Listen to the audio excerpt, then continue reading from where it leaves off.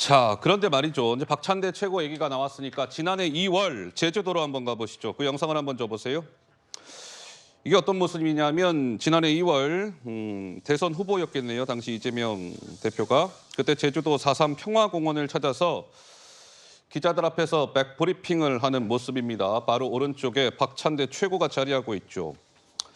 그런데 저 백브리핑이 시작되기 직전 박찬대 최고가 이재명 대표의 무언가를 정리해주는 듯한 모습, 코 주변을 이렇게 좀 만져주는 것 같아요. 그래서 저것과 관련해서 국민의힘의 장해찬 최고는 이렇게 이야기를 했습니다. 한번 보시죠.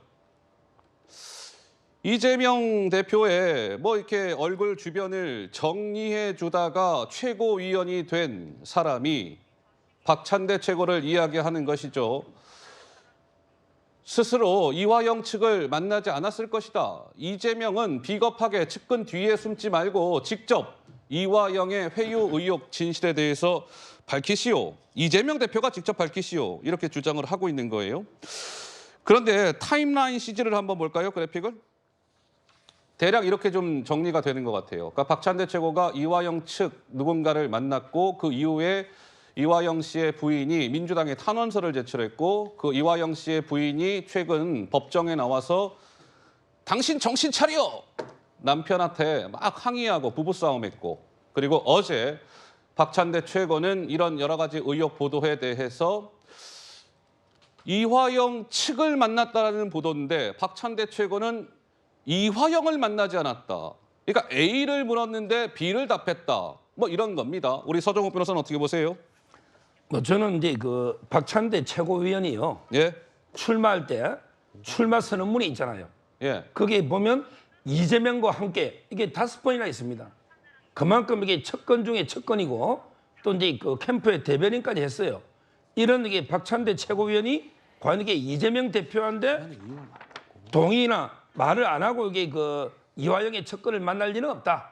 저는 이제 그렇게 봅니다. 충분히 그 이재명 대표한테 보고하고 만났을 것이고 그리고 이제 그 이화영 전 부지사도 마찬가지예요. 지금 이게 북한에 800만 불을 보냈고 이화영 부지사가 관여했다는 것은 이미 증거가 명백하게 밝혀졌는데 이걸 이게 부지사가 도지사에게 그 보고도 안 하고 독자적으로 이게 북한에 보냈다? 이게 말이 됩니까? 하하. 결국에 이화영 부지사가 800만 불 보낼 때도 이재명 대표에게 보고했고 예, 이번에 박찬대 최고위원이 예. 척건을 만날 때도 저는 이게 이재명 대표한테 말하고 음, 회유를 위해서 예. 만난 게 아닌가. 전부 이게 뒤에는 다 이재명 대표가 있다. 이래 봅니다. 김유정 의원님은 좀 어떻게 보십니까? 박찬대 최고는 뭐 더불어민주당의 지도부이기도 하고 지금 검찰 독재 무슨 그 탄압위원회인가요? 뭐 거기 지금 뭐 위원장도 박찬대 최고 맡고 있고 이재명 대표랑은 각별한 관계이기 때문에 이화영 씨의 최측근을 박찬대 최고가 만났다. 여러 가지 해석이 뒤따를 수밖에 없는 부분인데 우리 김유정 의원께서는 좀 어떻게 보시는지요? 우선은 그에 앞서서 예. 장해찬 청년 최고위원이 예. 저런 식으로 이 야당의 최고위원에 대해서 얘기하는 것은 온당치 않다고 생각합니다. 원당치 않다. 예. 예, 뭐 코 주변에 묻은 거 떼어주다가 최고위원 됐습니까? 그건 아니죠. 당심의 그 당심을 얻어서 이렇게 최고위원이 당선된 것인데 그런 식으로 비하하면 안 된다고 생각하고요. 본인은 어떤 식으로 최고위원 됐습니까? 반문하고 싶고요. 자, 박찬대 최고위원이 사실은 기자의 질문을 조금 핵심을 비껴갔죠. 그러니까 핵심 이화영 전 부지사의 핵심 인물을 만났다는 얘기가 있는데 라는 질문에 대해서 이제 이화영 지사나 뭐 부인은 만난 적 없고 얼굴도 모른다 이렇게 답변하지 않았습니까? 예. 근데 이제 그거는 맞는 것 같아요. 왜냐하면 면회 기록이나 이런 거 보면은 당연히 나올 테니까. 그런데 제가 덧붙이고 싶은 거는 왜 그동안 면회를 한 번도 안 갔을까라는 부분입니다. 오히려. 아, 오히려 박찬대 최고는 이화영 씨를 왜 한 번도 지금까지 면회를 하지 않았을까? 예, 왜냐면은 사실은 이 쌍방울과 관련된 이 사건에 대해서는 이화영 전 부지사가 키맨이라고 늘 얘기를 했었는데 우리가 그런 건이 아니다 할지라도 예. 당의 뭐 동지가 구속 뭐 재판 받고 있고 이러면은 면회도 가고 이러거든요. 그런데 왜 그동안 이렇게 등한시했을까라는 의문이 하나 있고요. 두 번째는 느닷없이 이제 이화영 전 부지사의 핵심 관계자라는 사람이 나타났는데 이 사람이 정말 측근입니까? 그리고 뭐 그 구속되어 있는 이화영 전 부지사 대신 해가지고 지역구 관리를 하고 있다고 하는데 뭐 지금 지역위원장도 안 하고 있었는데 무슨 지역 관리를 할 것이며 예. 그래서 이 핵심 측근이라는 인물에 대해서도 좀 의아한 점이 있고요. 그래서 저는 이 부분은 이제 질문의 핵심을 박찬대 최고가 비껴갔기 때문에 예. 정말로 핵심 그 측근을 만난 것인지 예, 이때 예. 무슨 얘기가 있었는지 이 부분에 대한 답변을 좀 명확하게 하는 게 필요하다고 생각합니다. 그리고 한 말씀 더 드리면 아까 그 타임라인에서 예. 18일과 25일 사이 21일이 이화영 전 부지사가 옥중에서 편지를 보낸 날짜입니다. 예.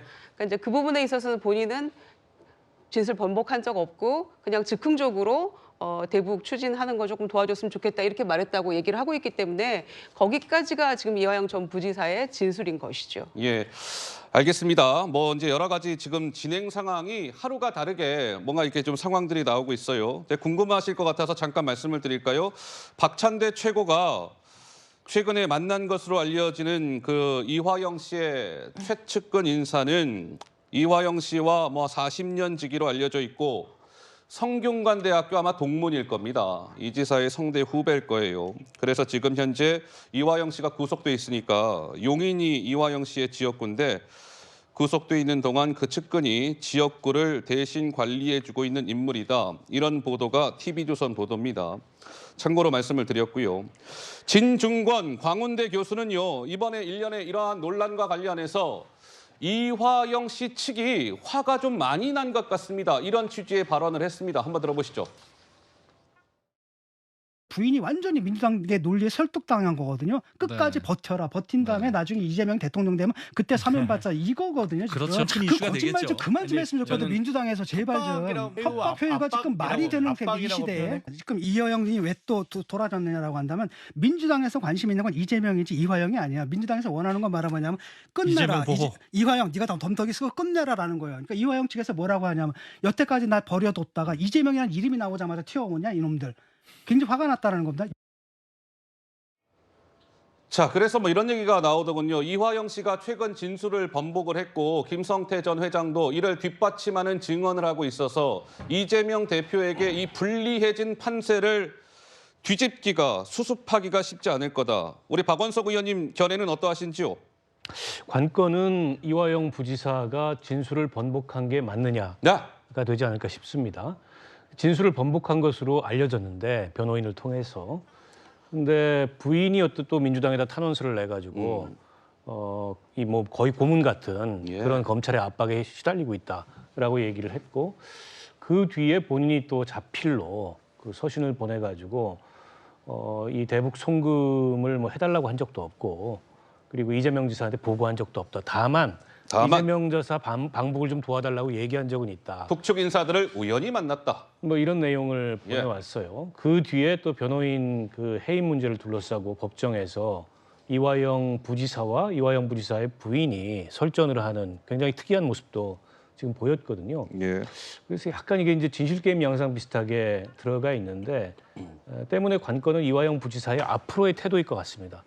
이화영 부지사가 확실하게 진술을 번복하고 번복한 본인의 입장을 이후에 공판에 나와서도 유지를 한다면 예. 상황은 이재명 대표에게 굉장히 안 좋게 돌아갈 것 같아요. 그래요. 원래 이 사안은 예, 어쨌든 예. 이재명 이 대표하고는 전혀 무관한 일이다. 이게 지금 이화영 부지사 일관된 태도였기 때문에 실제 이재명 대표를 이걸 소환이나 할 수 있을까 할 예. 정도로 예. 그 이재명 대표에게 혐의를 묻기가 어려운 그런 사건으로 보였는데 이화영 부지사가 입장을 바꾼다면 얘기가 예. 180도 달라지는 거죠. 그건 뭐 소환 정도가 아니고 지금 구속 수사까지 가능한 예. 이런 사안으로 법조계에서는 보고 있는 것 같아요. 예. 그래서 이게 거의 지금 뭐 임박해 있는데 알겠습니다. 이화영 부지사 지금 공판이 계속되고 있기 때문에 예. 어떤 입장을 밝히느냐가 관건일 것 같습니다. 다음 재판은 참고로 8월 8일 날 있습니다. 이화영 씨 재판이요. 이제 얼마 안 남았습니다. 그때 피고인 이화영 씨가 법정에서 어떻게 발언할지 귀추가 주목되는 부분이고요.